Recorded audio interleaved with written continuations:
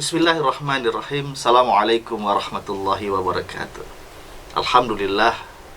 Alhamdulillahi rabbil alamin wal akibatu lil muttaqin. Allahumma sholli ala sayyidina Muhammad wa ala ali sayyidina Muhammad. Pemirsa IBS TV dimanapun Anda berada, bersyukur kita kepada Allah Subhanahu wa ta'ala pada kesempatan kali ini. Alhamdulillah Allah sampaikan kita memasuki bulan suci Ramadan. Sahabat rangkai salam semoga tercurahkan kepada baginda Nabi besar Muhammad sallallahu alaihi wasallam dengan ucapan Allahumma sholli ala sayyidina Muhammad wa ala ali sayyidina Muhammad. Tema kita kali ini adalah tentang Islam dan kepemimpinan. Bicara mengenai Islam dan kepemimpinan adalah Ibnu Taimiyah menyebutkan Islam itu akan tegak ketika kita memegang sebuah kekuasaan. Maka pantas baginda Rasulullah sallallahu alaihi wasallam adalah orang yang begitu luar biasa ketika beliau hijrah dari kota Makkah ke kota Madinah. Beliau menjadi pemimpin di kota Madinah ketika itu. Nah, apa sebenarnya yang ingin kita pelajari pada kesempatan kali ini adalah terkait mengenai dasar-dasar kepemimpinan Islam. Yang pertama adalah ketika kita milih seorang pemimpin itu, maka yang tidak boleh kita lakukan adalah memilih pemimpin dari kalangan orang-orang kafir. Allah Subhanahu wa ta'ala menyebutkan dalam surat An-Nisa 144, A'udzubillahi minasyaitonirrajim, Bismillahirrahmanirrahim. Ya ayyuhallazina amanu la tattakhizul kafirina awliya'a min dunil mu'minin. Hai orang-orang beriman, kata Allah Subhanahu wa ta'ala, jangan jadikan orang-orang kafir itu sebagai pemimpin dari orang-orang mukmin.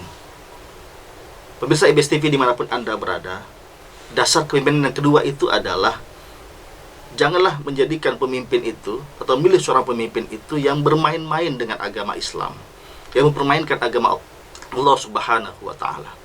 Allah Subhanahu wa ta'ala berfirman di surat Al-Maidah ayat 57. A'udzubillahi minasyaitonirrajim, Bismillahirrahmanirrahim. Ya ayyuhallazina amanu la tattakhizul ladzina ittakhadhu dinakum huzwa wa la'ibah. Hai orang-orang beriman, kata Allah Subhanahu wa ta'ala, janganlah kalian mengambil pemimpin itu orang-orang yang memainkan agama Allah Subhanahu wa ta'ala.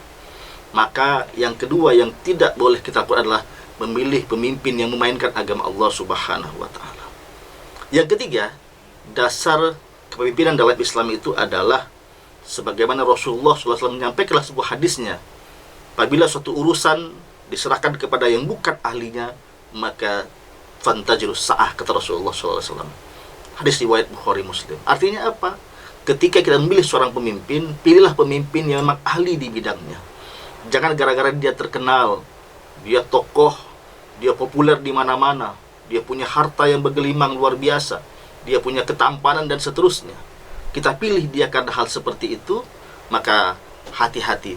Ketika dia bukan ahlinya dalam memimpin, maka kata Rasulullah, fantajirus sa'ah, maka tunggulah di mana hancurnya suatu bangsa dan suatu negeri tersebut.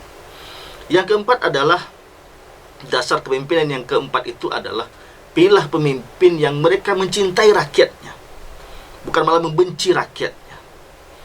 Rasulullah SAW menyampaikan sebuah hadis riwayat Muslim, sebaik-baik pemimpin, kata Rasulullah, adalah mereka yang kamu cintai dan mereka pun mencintai kamu.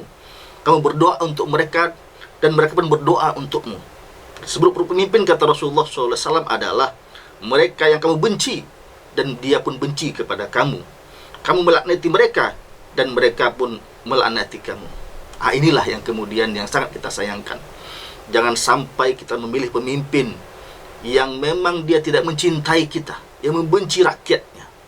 Bisa kita bayangkan bagaimana seorang pemimpin yang membenci rakyatnya, apa yang terjadi? Muncullah di sana pemimpin yang akan dengan sewenang-wenangnya menyengsarakan rakyatnya.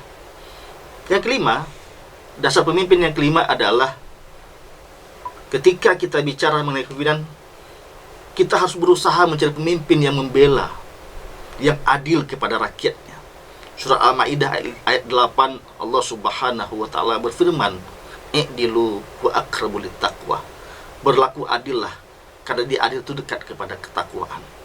Maka pemimpin yang tidak bisa berlaku adil kepada rakyatnya, kepada umatnya, maka kelak dia akan masuk nerakanya Allah Subhanahu wa ta'ala. Pemirsa IBS TV dimanapun Anda berada, yang kedua adalah terkait mengenai karakter pemimpin Islam itu seperti apa. Kalau bicara karakter pemimpin, tak pernah lepas daripada baginda Rasulullah Shallallahu Alaihi Wasallam. Karena Rasulullah adalah uswatun hasanah bagi setiap individu muslim, baik di dunia, baik oleh orang Islam itu sendiri maupun orang di luar Islam itu sendiri. Karena Rasulullah merupakan uswatun hasanah bagi semua kita. Nah, apa yang jadi karakter yang pertama adalah disingkat dengan staff. S yang pertama adalah siddiq, berkata jujur. Seorang pemimpin jangan sampai dusta.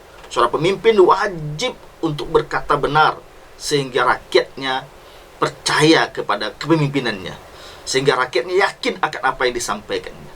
Jangan sampai pemimpin itu sering berkata dusta, menebar janji palsu, sehingga kemudian rakyatnya tak percaya lagi akan apa yang dikatakannya.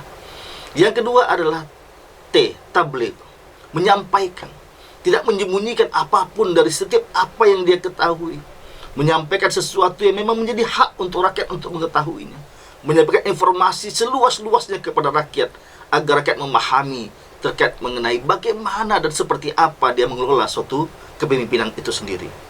Yang ketiga adalah amanah, bertanggung jawab akan kepemimpinannya. Ketika dia diberikan amanah sebagai pemimpin, maka seketika itulah dia sebenarnya adalah orang yang bertanggung jawab kepada rakyatnya. Ketika rakyatnya kenyang, maka dialah orang yang terakhir yang merasakan kenyang. Tetapi ketika rakyatnya lapar, dialah orang yang pertama kali merasakan lapar itu, baru kemudian rakyatnya. Subhanallah, karakter yang luar biasa. Dan terakhir adalah, yang tak boleh tinggal adalah F, yaitu apa? Fatonah, cerdas. Inilah yang digambarkan oleh baginda Rasulullah SAW ketika Hajar Aswad ketika itu tidak berada pada posisinya ketika itu, dan Rasulullah menyuruh 4 kepala suku untuk memegang sorban yang diletakkan di atasnya adalah Hajar Aswad. Mereka memindahkan masing-masing kepala suku, memegang masing-masing ujung-ujung dari sorban tersebut, sehingga kemudian bisa diletakkan kembali ke tempatnya semula. Ini menunjukkan bagaimana Rasulullah SAW begitu brilian, begitu cerdas mengambil sebuah keputusan, jangan sampai menyinggung satu-satu suku dan sebagainya. Maka daripada itu, milikilah karakter Rasulullah SAW, yaitu staff, siddiq, tabligh, amanah, dan fatonah. Demikian dapat disampaikan, semoga bermanfaat. Akhirul kalam, assalamualaikum warahmatullahi wabarakatuh.